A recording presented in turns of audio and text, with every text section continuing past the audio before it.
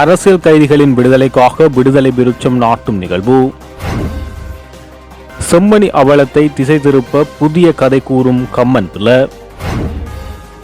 ஐக்கிய மக்கள் சக்தியை மறுசீரமைக்க திட்டம். மூடி மறைக்கப்படும் செம்மணி விவகாரம், காரணங்கள் கூற முனையும் அரசு. உயிர்த்த ஞாயிறு தாக்குதலின் சூத்திரதாரிகள், அமைச்சர் விடுத்த எச்சரிக்கை. இளைஞர்களை வழிநடத்தும் பொறுப்பை விளையாட்டுக் கழகங்கள் ஏற்க வேண்டும், ஸ்ரீதரன். சதுப்பு நிலங்களில் உள்ள சட்டவிரோத கட்டிடங்கள் அனைத்தும் அகற்றப்படும், அமைச்சர் லால்காந்த். ஒரு வாரத்துக்குள் கொடுப்பனவு வழங்காவிட்டால் போராட்டம், ரவிகரன் எச்சரிக்கை. நல்லூர் கந்தசுவாமி ஆலயத்தின் வருடாந்த பெருந்திருவிழா ஜூலை 29 ஆரம்பம். போர்க்குற்றம், இன அழிப்பு தொடர்பான கலந்துரையாடலில் தமிழரசு கட்சி பங்கேற்காது. தொடர்பான விரைவான செய்திகள். சிறைகளில் வாடுகின்ற அரசியல் கைதிகளின் விடுதலையை வலியுறுத்தி பொது அமைப்புகளின் கலந்துரையாடல் நேற்றைய தினம் யாழ்ப்பாணம் தந்தை செல்வ அரங்கில் நடைபெற்றது. எதிர்வரும் 24 மற்றும் 25ஆம் தேதிகளில் சிறையில் படுகொலை செய்யப்பட்ட தமிழ் அரசியல் கைதிகளுக்கான நினைவேந்தலும் அதற்கு நீதி கோரிய போராட்டமும் முன்னெடுப்பதற்காக குறித்த கலந்துரையாடல் நடத்தப்பட்டது. இதன்போது 8 மாவட்டங்களிலும் விடுதலை விருட்சம் நடுவதற்காக விடுதலை நீரை பெற்றுக்கொள்வது தொடர்பாகவும் இந்த கலந்துரையாடலில் கலந்தாலோசிக்கப்பட்டது. 30 ஆண்டுகளாக சிறையில் வாடுகின்ற கைதிகளின் விடுதலைக்காக குறித்த விடுதலை விருட்சம் நாட்டும் நிகழ்வு முன்னெடுக்க தீர்மானிக்கப்பட்டது. யுத்தம் நடந்த மண்ணில் எங்கு தோண்டினாலும் மனித புதைகுழிகள் இருக்கத்தான் செய்யும் எனவும், செம்மணி மனித புதைகுழியில் அகழ்வு பணிகள் மேற்கொள்வது தேவையற்றது எனவும் பிவித்திரகல உரிமையவின் தலைவர் உதய கம்மன் பில தெரிவித்துள்ளார். செம்மணி மனித புதைகுழி தொடர்பில் கருத்துரைக்கும் போது அவர் இவ்வாறு தெரிவித்தார். வடக்கு யுத்தம் நடந்த மண், இந்த மண்ணில் எங்கு தோன்றினாலும் மனித புதைகுழிகள் இருக்கத்தான் செய்யும். யுத்தத்தில் உயிரிழந்தவர்கள் பலர் மண்ணுக்குள் தான் புதைக்கப்பட்டார்கள். எனவே அந்த புதைகுழிகள் யுத்தத்தின் பின்னர் வெளிக்கிளம்பும் போது பலரும் ஒவ்வொரு விதமாக கருத்து வெளியிட்டு வருகின்றனர். செம்மணியில் தற்போது கண்டுபிடிக்கப்பட்ட மனித புதைகுழியை பெருமளவு நிதிகள் வீண்விரயம் செய்து அரசு அகழ்கிறது. இது தேவையற்றது. அந்த புதைகுழிக்குள் இருந்து எலும்புக்கூடுகளாக மீட்கப்படுபவர்கள் உண்மையில் எந்த இனத்தைச் சேர்ந்தவர்கள் என்று தெரியாது. ஏனெனில் யுத்தத்தில் 3 இனத்தவர்களும் உயிரிழந்தனர். எனவே செம்மணி மனித புதைகுழியை தோண்டுவது மீண்டும் இன வன்முறைக்கே வழிவகுக்கும் என அவர் தெரிவித்துள்ளார். 2022 முதல் 2024 வரையிலான காலப்பகுதியில் முன்னெப்போதும் இல்லாத அளவுக்கு ஏற்பட்ட பொருளாதார நெருக்கடியை தொடர்ந்து இலங்கையில் 1499 மருத்துவர்கள் நாட்டை விட்டு வெளியேறியுள்ளதாக தெரிவிக்கப்பட்டுள்ளது. ஐக்கிய ராஜ்யத்தை தளமாக கொண்ட சர்வதேச சுகாதார திட்டமிடல் மற்றும் முகாமைத்துவ இதழ் இந்த தகவலை வெளியிட்டுள்ளது. இதன் காரணமாக அரசாங்கத்துக்கு வரி செலுத்துவோருக்கு $41.5 மில்லியன் நிதி இழப்பு ஏற்பட்டதாக மதிப்பிடப்பட்டுள்ளது. மருத்துவர்களின் வெளியேற்றமானது கிராமப்புறம் மற்றும் பின்தங்கிய பகுதிகளில் சுகாதார உட்கட்டமைப்பை சீர்குலைக்கும் என தெரிவிக்கப்பட்டுள்ளது. இது முக்கியமான சிறப்பு பிரிவுகளில் வெற்றிடங்களுக்கு வழிவகுத்துள்ளது. அத்துடன் மருத்துவ கல்வியை சீர்குலைத்தது என்றும் குறித்த ஆய்வில் குறிப்பிடப்பட்டுள்ளது. நாடாளுமன்றத்தின் பிரதான எதிர்க்கட்சியான ஐக்கிய மக்கள் சக்தியை மறுசீரமைக்க அதன் முக்கிய தலைவர்கள் தீர்மானித்துள்ளனர். கடந்த ஜனாதிபதி தேர்தல், பாராளுமன்ற தேர்தல் மற்றும் உள்ளூராட்சி மன்ற தேர்தல்களில் பலத்த பின்னடைவை சந்தித்தது தொடக்கம் ஐக்கிய மக்கள் சக்திக்குள் பல்வேறு முரண்பாடுகளும் நெருக்கடிகளும் தோன்றியுள்ளன. இந்த நிலையில் அக்கட்சியை மறுசீரமைத்து பழைய வலுவான நிலைக்கு கொண்டுவர அக்கட்சியின் முக்கிய தலைவர்கள் தீர்மானித்துள்ளனர். அதன் ஒரு கட்டமாக மிக விரைவில் ஐக்கிய மக்கள் சக்தியின் பழைய அமைப்பாளர்கள் பலரின் பதவி பறிக்கப்பட உள்ளது. சேர்த்திறனற்ற மற்றும் செயற்பாட்டு திறனற்ற அமைப்பாளர்களை நீக்கிவிட்டு அதற்கு பதிலாக சேர்த்திறன் கொண்ட புதிய அமைப்பாளர்களை நியமிக்க அக்கட்சியின் முக்கியஸ்தர்கள் தீர்மானித்துள்ளனர். செம்மணி விவகாரம் மீண்டும் மிகவும் நேர்மையாக ஆராயப்பட வேண்டும் என இலங்கை தமிழரசு கட்சியின் மட்டக்களப்பு மாவட்ட நாடாளுமன்ற உறுப்பினர் இளையதம்பி ஸ்ரீநாத் தெரிவித்துள்ளார். சனிக்கிழமை மட்டக்களப்பில் அமைந்துள்ள அவரது காரியாலயத்தில் நடைபெற்ற ஊடகவியலாளர் சந்திப்பின் போது அவர் இவ்வாறு தெரிவித்தார். இதன் போது அவர் மேலும் தெரிவிக்கையில், செம்மணியில் புதைக்கப்பட்டவர்களின் எலும்புக்கூடுகள் வெளிக்கொண்டரப்பட்டுக் கொண்டிருப்பது தமிழ் மக்களுக்கு கடந்த காலங்களில் ஏற்படுத்தப்பட்ட அநீதிகளுக்கு நீதி நெறிமுறைகள் கிடைக்க வேண்டும். ஒரு சர்வதேச நீதி பொறிமுறை ஏற்படுத்தப்பட்டு தமிழ் மக்களுக்கு இந்த விடயத்தில் அவர்கள் எதிர்கொண்ட இழப்புக்கான முடிவுகள் கிடைக்கப்பெற வேண்டும் என தெரிவித்துள்ளார். உயிர்த்த ஞாயிறு தின குண்டு தாக்குதலின் சூத்திரதாரிகள் எவரும் சட்டத்தின் பிடியில் இருந்து தப்பவே முடியாது எனவும், இந்த சம்பவத்துடன் தொடர்புடைய சகலருக்கும் தண்டனை கிடைத்தே தீரும் எனவும் நீதியமைச்சர் ஹர்ஷன நாணயக்கார தெரிவித்துள்ளார். உயிர்த்த ஞாயிறு தின குண்டு தாக்குதல்கள் தொடர்பான விசாரணைகள் தொடர்பில் கருத்துரைக்கும் போது அவர் இவ்வாறு தெரிவித்தார். இது தொடர்பில் மேலும் தெரிவித்த அவர், இது தேசிய மக்கள் சக்தியின் ஆட்சி, கொலை குற்றவாளிகள், லஞ்ச ஊழல் மோசடியாளர்கள் எவரும் தப்பவே முடியாது. அனைத்து குற்றவாளிகளும் கைது செய்யப்பட்டு சிறையில் அடைக்கப்படுவார்கள். அந்த வகையில் உயிர்த்த ஞாயிறு தின குண்டு தாக்குதலின் சூத்திரதாரிகள் எவரும் சட்டத்தின் பிடியில் இருந்து தப்பவே முடியாது. இந்த தாக்குதல்கள் தொடர்பில் விசாரணைகள் தொடர்கின்றன. இதன்போது புதிய தகவல்களும் வெளிவருகின்றன. மேற்படி சம்பவத்துடன் தொடர்புடைய சகலருக்கும் தண்டனை கிடைத்தே தீரும். உயிர்த்த ஞாயிறு தின குண்டு தாக்குதலுடன் தொடர்புடைய எவரையும் எமது அரசு பாதுகாக்காது. இந்த தாக்குதல்களால் பாதிக்கப்பட்ட மக்களுக்கு எமது ஆட்சியில் நீதி கிடைத்தே தீரும் என அவர் தெரிவித்துள்ளார். முன்னாள் அரசு புலனாய்வு சேவையின் பணிப்பாளரும் சிரேஷ்ட பிரதி காவல்துறை அதிபருமான நிலந்த ஜெயவர்தன காவல்துறை சேவையிலிருந்து பணி நீக்கம் செய்யப்பட்டுள்ளார். தேசிய காவல்துறை ஆணைக்குழுவினால் இந்த தீர்மானம் எடுக்கப்பட்டுள்ளது. உயிர்த்த ஞாயிறு தாக்குதலுக்கு முன்னர் கிடைத்த புலனாய்வு தகவல்கள் தொடர்பில் தேவையான நடவடிக்கைகளை எடுக்க தவறியமை தொடர்பான ஒழுக்காற்று விசாரணையில் அவர் குற்றவாளி என தீர்மானிக்கப்பட்டதை அடுத்து இந்த நடவடிக்கை எடுக்கப்பட்டுள்ளது. தேசிய காவல்துறை ஆணைக்குழுவுக்கு சமர்ப்பிக்கப்பட்ட அறிக்கை தொடர்பில் நேற்று ஓய்வு பெற்ற உயர்நீதிமன்ற நீதிபதி லலித் ஏகநாயக்க தலைமையில் கூடிய ஆணைக்குழு இந்த தீர்மானத்தை எடுத்தது.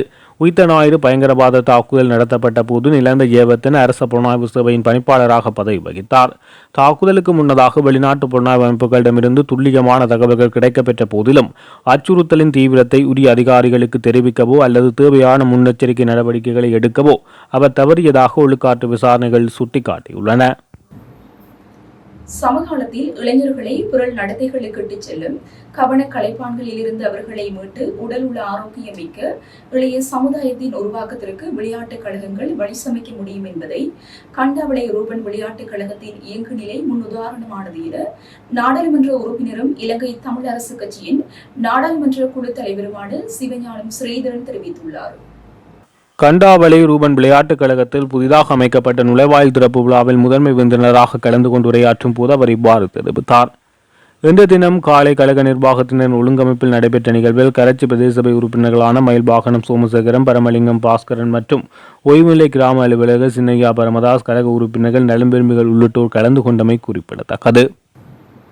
எத்தனை எதிர்ப்புகள் இருந்தாலும் சதுப்பு நிலங்களில் உள்ள அங்கீகரிக்கப்படாத அனைத்து கட்டுமானங்களும் கண்டிப்பாக அகற்றப்படும் என கமத்தொழில், கால்நடை வளங்கள், காணி மற்றும் நீர்ப்பாசன அமைச்சர் KD லால்காந்த தெரிவித்துள்ளார். சதுப்பு நிலங்களில் நடைபெறும் சட்டவிரோத கட்டுமான நடவடிக்கைகள் தொடர்பாக எடுக்கப்பட்ட நடவடிக்கைகள் குறித்து கருத்து தெரிவிக்கையில் அவர் இந்த கூற்றுக்களை வெளியிட்டுள்ளார். நாட்டில் உள்ள 23 முக்கிய சதுப்பு நிலங்களின் எல்லைகளை தீர்மானிக்க அரசாங்கம் தேசிய தேவையாக கருதி புதிய திட்டத்தை ஆரம்பித்துள்ளதாக அமைச்சர் லால்காந்த் குறிப்பிட்டுள்ளார். நெல் அழிவு கொடுப்பனவுகளை பாதிக்கப்பட்ட விவசாயிகளுக்கு உடனடியாக வழங்க தவறினால் கமத்தொழில் மற்றும் கமநல காப்புறுதி சபை முல்லைத்தீவிலிருந்து வெளியேற வேண்டும் என வலியுறுத்தி பாராளுமன்ற உறுப்பினர் துரைராசா ரவிகரன் கடும் எச்சரிக்கை விடுத்துள்ளார். நேற்று புதுக்குடியிருப்பு அபிவிருத்தி ஒருங்கிணைப்பு குழு கூட்டத்தில் கடந்த நெல் விளைநிலங்களுக்காக கொடுப்பனவுகள் இதுவரை வழங்கப்படவில்லை என விவசாயிகள் தெரிவித்தனர். இதனை அடுத்து ரவிகரன் ஒரு வாரத்துக்குள் கொடுப்பனவுகள் வழங்கப்படாவிட்டால் போராட்டம் தவிர வேறு வழியில்லை என கூறியுள்ளார். மன்னார் மாவட்டத்தில் விவசாயிகளுக்கு இத்தகைய கொடுப்பனவுகள் வழங்கப்பட்டதாக கூறப்பட்டாலும் முல்லைத்தீவில் அதே வகை இழப்புகளை சந்திக்க விவசாயிகள் இதுவரை உதவி பெறவில்லை என அவர் சுட்டிக்காட்டினார். இங்கு வந்து பொய்கள் கூறும் அதிகாரிகளால் மக்கள் ஏமாற்றப்பட முடியாது எனவும் இது தொடர்ந்தால் மக்கள் போராட்டத்தில் இறங்குவார்கள் என ரவிகரன் எச்சரிக்கை விடுத்துள்ளார். இதற்கு பதிலளித்த கமத்தொழில் மற்றும் கமநல காப்புறுதி சபை அதிகாரிகள் ஒரு வாரத்துக்குள் கொடுப்பனவுகள் வழங்கப்படும் என உறுதியளித்தனர். நல்லூர் கந்தசுவாமி ஆலயத்தின் வருடாந்த பெருந்திருவிழா ஜூலை 29ஆம் தேதி கொடியேற்றத்துடன் ஆரம்பமாக உள்ளது. இந்த நிலையில் மகோத்சவ ஏற்பாடுகள் தொடர்பான கலந்துரையாடல் ஒன்று நேற்று யாழ் மாநகர சபையின் சுகாதார வைத்திய அதிகாரி பணிமனையில் இடம்பெற்றது. யாழ் மாநகர முதல்வர், யாழ் மாநகர சபை ஆணையாளர் ஆகியோரின் பங்கேற்புடன் நடைபெற்ற குறித்த கலந்துரையாடலில் பல்வேறு தீர்மானங்கள் எட்டப்பட்டது. குறித்த தீர்மானங்களின்படி ஜூலை 27ஆம் தேதி நள்ளிரவில் இருந்து நல்லூர் ஆலய சுற்று வீதிகளில் போக்குவரத்து தடை செய்யப்பட்டு ஆகஸ்ட் 24ஆம் தேதி வைரவர் சாந்தி நிறைவடைந்த பின்னர் நள்ளிரவே திறந்துவிடப்படும். வீதி மூடப்பட்டிருக்கும் சமயங்களில் பரிசுத்துறை வீதி வழியாக வரும் வாகனங்கள் யாழ் மாநகர சபைக்கு முன்பாக உள்ள வீதியால் பயணித்து யாழ் நகரை அடைய முடியும். ஆனால் ரதோற்சவம் மற்றும் சப்பர திருவிழாக்களின் போது கச்சேரி நல்லூர் வீதியாலேயே பயணிக்க முடியும். ஆலயத்துக்கு நேர்த்திக் கடன்களை கழிப்பதற்காக வருகின்ற தூக்கு காவடிகள் அனைத்தும் ஆலயத்தின் முன்பக்க பரிசுத்துறை வீதி வழியாக மட்டுமே உள்நுழைய முடியும். அவ்வாறு வருகின்ற காவடிகள் இறக்கப்பட்டதும் வாகனங்கள் அனைத்தும் செட்டித்தெரு வீதி வழியாக வெளியேறுவதற்கான ஒழுங்குகள் செய்யப்பட்டுள்ளன. வீதி மூடப்பட்டிருக்கும் சமயங்களில் பரிசுத்துறை வீதி வழியாக வரும் வாகனங்கள் யாழ் மாநகர சபைக்கு முன்பாக செலுத்தப்பட வேண்டும் என குறிப்பிடப்பட்டுள்ளது. ஆலய வீதி தடைக்குள் நிரந்தரமாக வசிப்பவர்களும் வியாபார நடவடிக்கைகளில் ஈடுபடுபவர்களும் வழமை போல் மாநகர சபையினரால் வாகன அனுமதி அட்டை வழங்கப்படும். நிரந்தர தற்காலிக வியாபாரிகளுக்கு பொருட்களை ஏற்றிறக்க விசேட நேர கட்டுப்பாடுகள் விதிக்கப்பட்டுள்ளது. உற்சவ காலங்களில் சிறுவர்களை பயன்படுத்தி வியாபார நடவடிக்கைகளை மேற்கொள்ள முடியாது. ஆலய வெளிவீதி சூழலில் வியாபார விளம்பர மற்றும் ஒளிபரப்பு நடவடிக்கைகளை மேற்கொள்ள முடியாது. உற்சவ காலங்களில் ஆலய சூழலில் பக்தி கீதங்களை மாத்திரமே ஒளிபரப்பு செய்ய முடியும். உற்சவ காலங்களில் விநியோகிக்கப்படும் விளம்பரங்கள் மற்றும் துண்டு பிரசுரங்களில் கடவுளின் உருவப்படங்கள் பிரசுரிப்பது தவிர்க்கப்பட்டுள்ளது. உற்சவ காலத்தில் ட்ரோன் கேமராக்களை பயன்படுத்தி காணொலி பதிவு செய்தல், வானூதியை பயன்படுத்தி பூசொரிதல் மற்றும் வான வேடிக்கை நிகழ்வுகளை செய்தல் தடை செய்யப்பட்டுள்ளது. உற்சவ காலங்களில் ஆலய வெளி சூழலில் காலணிகளுடன் நடமாடுவது தவிர்க்கப்பட்டுள்ளது என தெரிவிக்கப்பட்டுள்ளது. இலங்கை அரசாங்கத்தினால் தமிழ் மக்கள் மீது அரங்கேற்றப்பட்ட மனித குலத்துக்கு எதிரான குற்றங்கள், போர் குற்றங்கள் மற்றும் இனவழிப்பு குற்றங்கள் தொடர்பிலான பொறுப்புக்கூறல் விடயம் சம்பந்தமாக இன்று நடைபெறவுள்ள தமிழ் கட்சிகள், மத தலைவர்கள், சிவில் அமைப்புகள், பாதிக்கப்பட்ட மக்களின் பிரதிநிதிகள் உள்ளிட்டவர்கள் பங்கேற்கும் சந்திப்பில் இலங்கை தமிழரசு கட்சி பங்கேற்காது என்று உறுதிப்படுத்தப்பட்ட தகவல்கள் தெரிவிக்கின்றன. குறித்த சந்திப்பில் பங்கேற்குமாறு கோரி இலங்கை தமிழரசு கட்சியின் பதில் தலைவர் CVK சிவஞானம், பதில் பொதுச் செயலாளர் ஜனாதிபதி சட்டத்தரணி சுமந்திரன் ஆகியோருக்கு எழுத்து மூலமான கடிதம் ஒன்று தமிழ் தேசிய மக்கள் முன்னணியின் தலைவர் கஜேந்திரகுமாரால் அனுப்பி வைக்கப்பட்டது. குறித்த கடிதத்தினை முன்னணியின் பொதுச் செயலாளர் செல்வராசா கஜேந்திரன் நேரடியாக CVK சிவஞானத்திடம் கையளித்திருந்தார். எனினும் குறித்த அழைப்பு தொடர்பாக தலைவர் மற்றும் பதில் பொதுச் செயலாளருக்கு இடையில் நடைபெற்ற தொலைபேசி உரையாடலை அடுத்து மேற்படி சந்திப்பில் பங்கேற்பதில்லை என தீர்மானிக்கப்பட்டுள்ளது. இதேவேளை பாராளுமன்ற உறுப்பினர் சிவஞானம் சிறிதனை குறித்த சந்திப்பில் கலந்து கொள்ளுமாறு கடந்த வியாழக்கிழமை இடம்பெற்ற யாழ் மாவட்ட அபிவிருத்தி ஒருங்கிணைப்பு குழு கூட்டத்தின் நிறைவில் கஜேந்திரகுமார் அழைப்பு விடுத்தார். எனினும் குறித்த அழைப்பினை ஏற்றுக்கொள்ள முடியாது எனவும் கட்சியின் தீர்மானத்துக்கு அமையவே இவ்விடயத்தை செயற்பட முடியும் என சிவஞானம் ஸ்ரீதரன் தெரிவித்துள்ளார். இத்துடன் ஜெஃப்னக்லரியின் மதிய நேர பிரதான செய்திகள் நிறைவடைகின்றன.